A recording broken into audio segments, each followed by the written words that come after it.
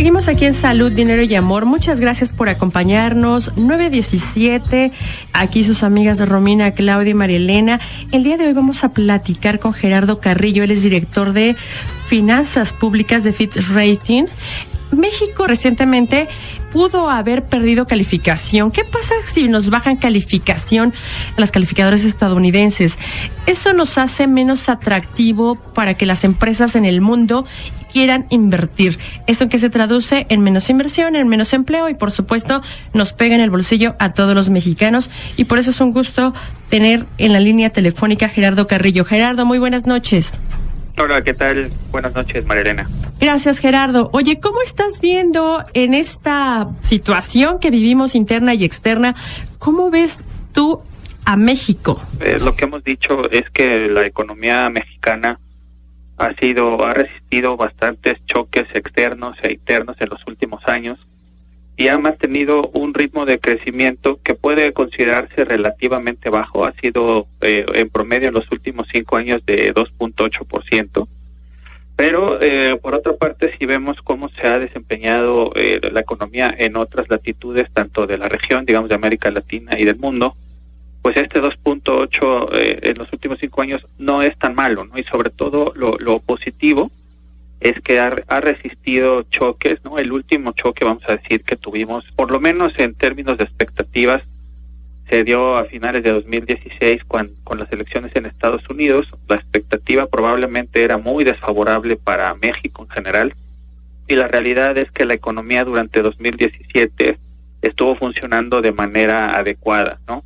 Destacando, por ejemplo, el crecimiento de las exportaciones, ¿no? Hablando que el choque podía pensarse que iba a llegar por este lado. Las exportaciones aumentaron 9.5% en 2017. Entonces, pues sí hemos tenido una economía, digamos, resistente a este tipo de choques, ¿no? Gerardo, te saluda Romina Román. Platícanos qué es lo que le podría preocupar a la calificadora respecto a estos movimientos que ha estado anunciando el presidente electo Andrés Manuel López Obrador, destinar estos recursos a las personas mayores, trasladar las dependencias, algunas de las dependencias a otras ciudades de la República. ¿Esto se ve viable? ¿Qué te preocupa? ¿Qué les preocupa en términos de finanzas públicas sobre esto que se está anunciando a Fitch?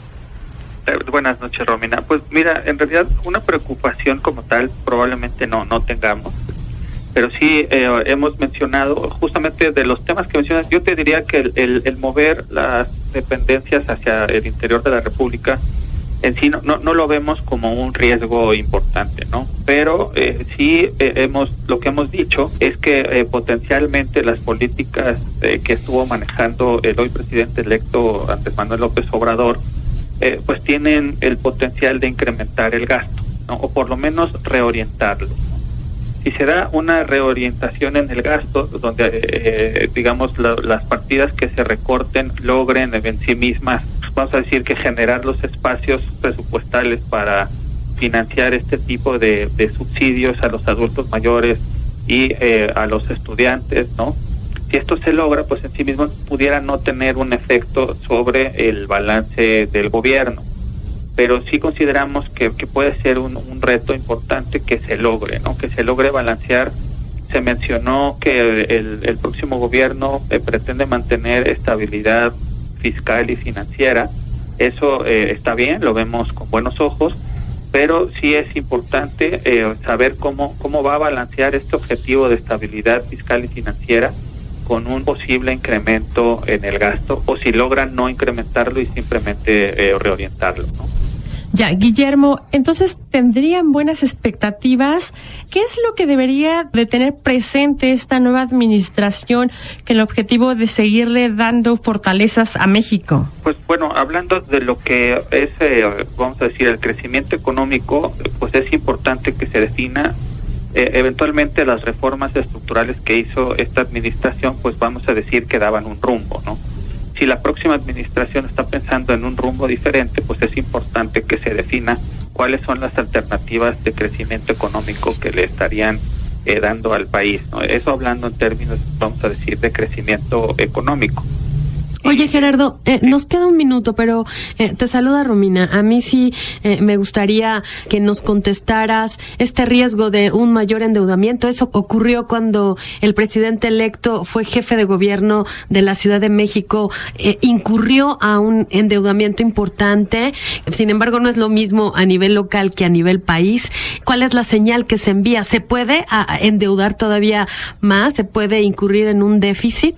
Bueno, es una muy buena pregunta. Pues en realidad cuando López Obrador fue jefe de gobierno en la Ciudad de México, el manejo de las finanzas que llevó fue ortodoxo. Sí podemos decir que fue ortodoxo, pero hay que recordar que un punto bien importante para la Ciudad de México es que el nivel de endeudamiento lo define el Congreso de la Unión. Específicamente para la Ciudad de México, no pasa con ninguna otra entidad federativa en el país. Entonces, de algún modo tenía ese contrapeso del gobierno federal y del Congreso de la Unión, que ahora lo tendrá, digamos, en el Congreso de la Unión, pero pues va a tener mayoría en ambas cámaras.